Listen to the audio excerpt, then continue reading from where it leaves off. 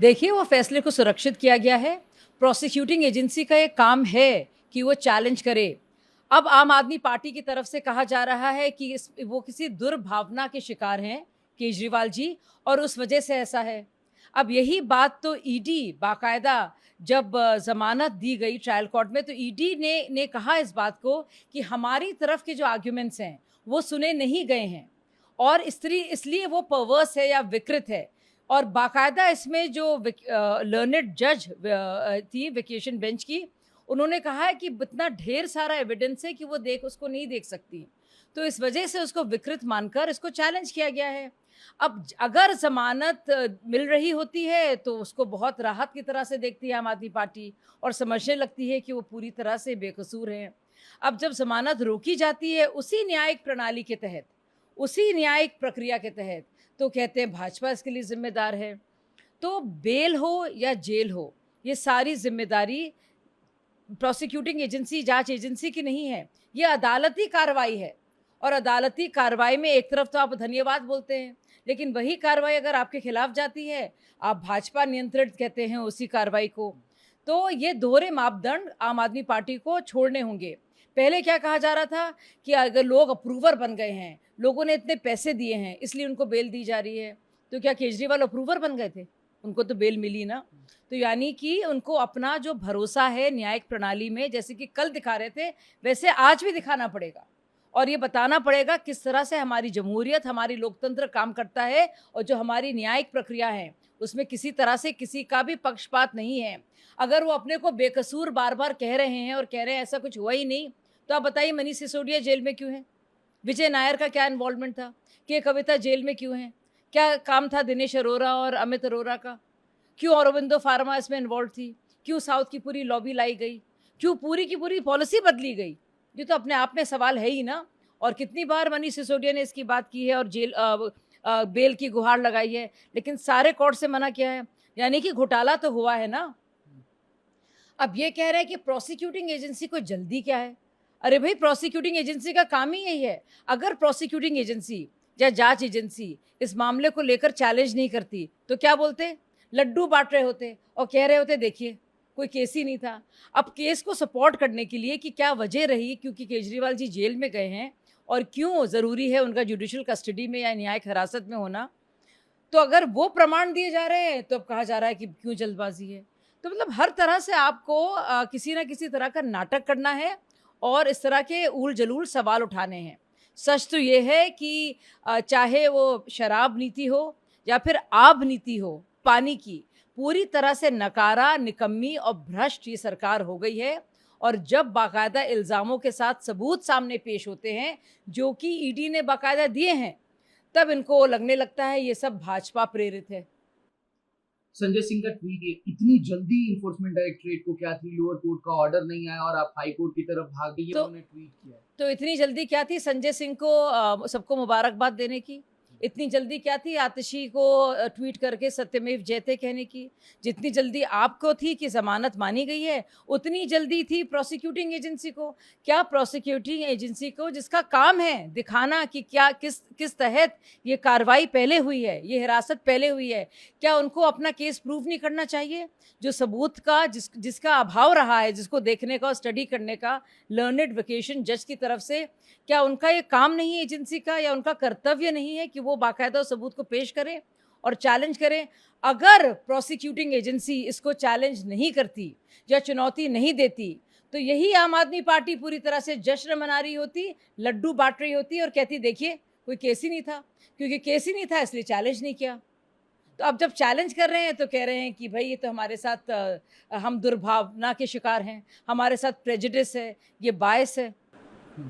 जयराम रमेश जी ने कल सोरेन और अरविंद केजरीवाल को लेके कि पिछले 10 सालों में मोदी जी की जो सरकार है, मतलब बीजेपी गवर्नमेंट है, उसने साफ तौर से मिसयूज़ किया है। जो सेंट्रल एजेंसीज हैं, जैसे सीबीआई है, इन्फोर्समेंट डायरेक्टरेट है, उनको मिसयूज़ कर रहे हैं ये लोग।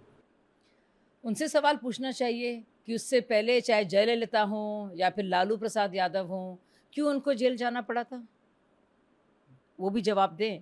और अगर भ्रष्टाचार होगा, भ्रष्टाचारी के सारे सबूत पाए जाएंगे, तो जाहिर है यही तो काम है ईडी का, यही तो काम है सीबीआई का। क्या मुजरिमों को बचाना काम है एजेंसीज का?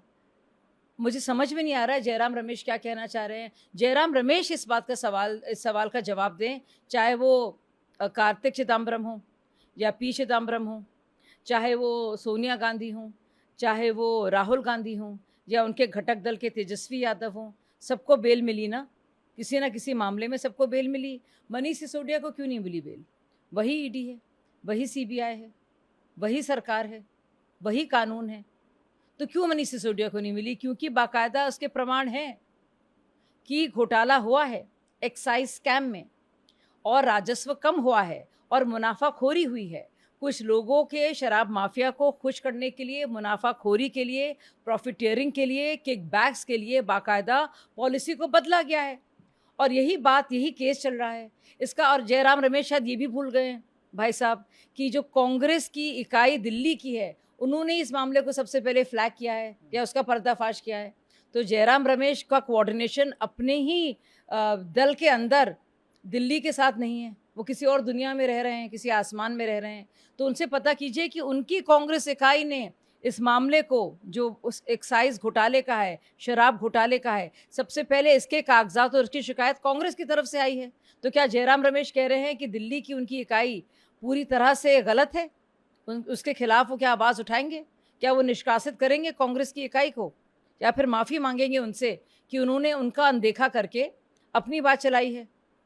एक तरफ तो ये सारे मुद्दे हैं, कितनी शर्म की बात है। शराब घोटाले में फंसी आम आदमी पार्टी अब आप घोटाले में भी, यानी कि पानी घोटाले में भी पूरी तरह से संलिप्त है। वही दिल्ली जल बोर्ड, जिसको बाकायदा 600 करोड़ का प्रॉफिट मिलता था आम आदमी पार्टी के आने से पहले, यानी कि शीला दीक्षित सरकार के वक्त, वो अभी 17,000 करोड़ के ऋण में, कर्ज में डूबी है। तो क्या हुआ वो सारा पैसा? 17,000 करोड़ प्लस 600 करोड़ पहले का कहाँ गया?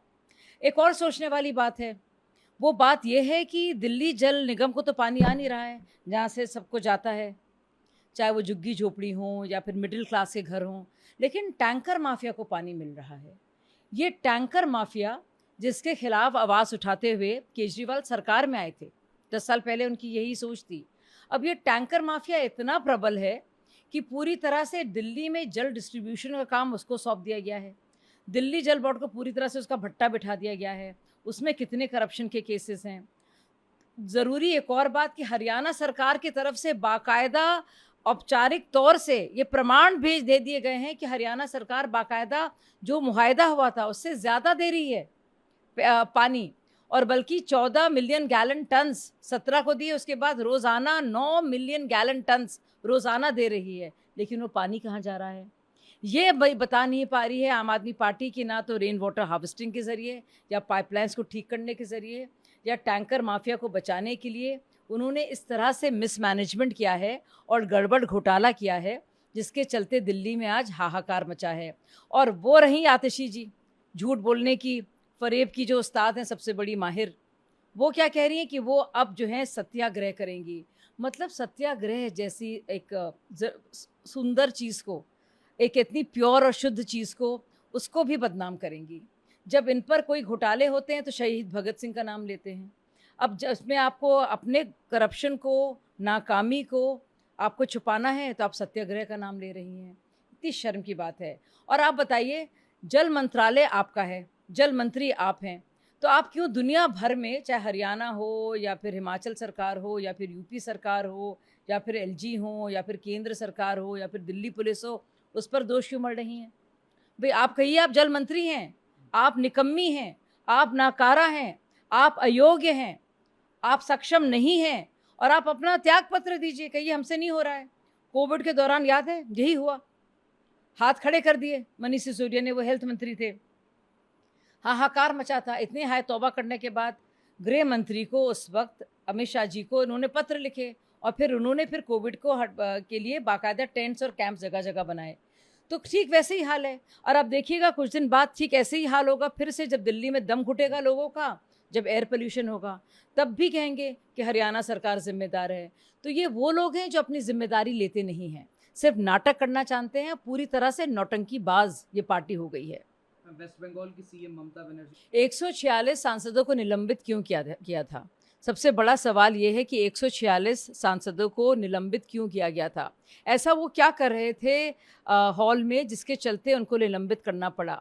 सस्पेंशन को लेकर भी बहुत सारे रूल्स होते हैं और जब स्पीकर ने देखा कि वो ना तो किसी बात को मान रहे थे, बावजूद बार-बार चेतावनी के देने पर भी और गुज़ारिश करने पर भी, और लगातार हो हल्ला कर रहे थे, नारेबाज़ी कर रहे थे, वॉल में घुस रहे थे और हर तरह की वो हरकत कर रहे थे जो असंसदीय है, उसके चलते उनको सस्पेंड करना पड़ा। और अगर उन्होंने सस्पेंड करने के लिए सारे तरीके और हथकंडे अपनाए, तो वो ही चाहते थे कि दुनिया को दिखाएं कि देखिए हमें सस्पेंड किया जा रहा है। उसके लिए उन्होंने मशक्क़त की और इसलिए वो सस्पेंड हुए। अब ये कहा जा रहा है कि वो उसको मानेंगी नहीं। ये तो सीए कानून को भी नहीं मान रही थी। ममता बनर्जी तो देश में जो भी कानून होता है, देश की संसद को ही नहीं मानती हैं। वो देश के संसद में जो कानून पारित होते हैं, जो देश के हर एक राज्य के लिए माननीय हैं, वो उसको नहीं मानती हैं।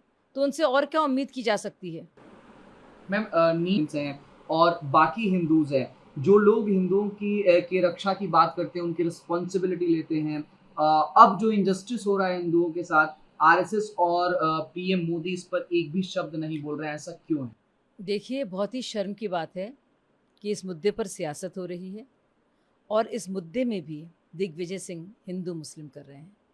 ये और पार्टियों को सांप्रदायिक कहते हैं, भाजपा को सांप्रदायिक कहते हैं। इससे ज़्यादा सांप्रदायिक सोच क्या हो सकती है कि जो नौजवान हमारे छात्र हैं, उनको भी वो हिंदू और मुस्लिम दृष्टि से देख रहे हैं। हमारे शिक्षा मंत्री ने बाकायदा इस बात की ज़िम्मेदारी ली है, इस बात को माना है और कहा है कि नैतिकता के आधार पर एक बहुत बड़ी ये गलती हुई है और इसकी पूरी ज़िम्मेदारी वो ले रहे हैं, इसकी पूरी मॉरल रिस्पॉन्सिबिलिटी वो ले रहे हैं। वो ये भी कह रहे हैं कि मामला विचाराधीन है और सुप्रीम कोर्ट में इस पर फैसला जल्दी आएगा। उन्होंने ये भी आश्वासन दिया है कि किसी भी छात्र के साथ कोई अन्याय नहीं होगा, उसके भविष्य के साथ कोई खिलवाड़ नहीं करेगा। और उसके बावजूद इस पूरी जो एक हम समझ सकते हैं जो अफरा तफरी मची है, जो परेशान हाल हमारे स्टूडेंट्स हैं, जो सही तौर पर विचलित हैं, क्योंकि ज़ाहिर है एक बहुत बड़ी नाइंसाफ़ी उनके साथ हुई है। इस पूरे मामले में अब वो आग लगाने का काम कांग्रेस कर रही है, बजाय ये कि वो छात्रों के भविष्य को देखें और मिलकर एक ऐसे सिस्टम को बनाने के लिए साथ दें, योगदान दें, जिससे आइंदा इस तरह की चीज़ ना हो। तो मुझे लगता है बहुत शर्म की बात है कि दिग्विजय सिंह अभी इसमें भी हिंदू मुस्लिम कर रहे हैं और अपनी सांप्रदायिक सोच का प्रमाण एक बार फिर से दे रहे हैं। मैम, आपने मॉरल रिस्पॉन्सिबिलिटी का CPIM general secretary Sitaram Yechury ये कह रहे हैं कि पॉलिटिक्स में हमने आमतौर पर देखा है जो लोग मॉरल रिस्पॉन्सिबिलिटी लेते हैं वो रिज़ाइन करते हैं। तो एजुकेशन मिनिस्टर को अगर वो मॉरल रिस्पॉन्सिबिलिटी ले रहे हैं तो उनको रिज़ाइन करना चाहिए और क्या कुछ ये कर रहे हैं समझ में नहीं आ रहा है, ऐसी बात है। देखिए, अभी धर्मेंद्र प्रधान जी इंचार्ज हैं, शिक्षा मंत्री हमारे हैं। पूरी इसमें बात में सारी जांच और पड़ताल होनी है। उनके इस्तीफ़ा देने से ये जो हमारे सारे छात्र हैं उनका फ़ायदा कैसे होगा? सीताराम येचुरी तो ये बात इसलिए कर रहे हैं क्योंकि उनको पॉलिटिक्स करनी है। उनको मतलब नहीं है छात्रों के भविष्य से या छात्रों की अभी जो परेशानी है, जो वाक़ई में सच्ची परेशानी है और बहुत तकलीफ़देह है जो देख रहे हैं हम लोग विजुअल्स।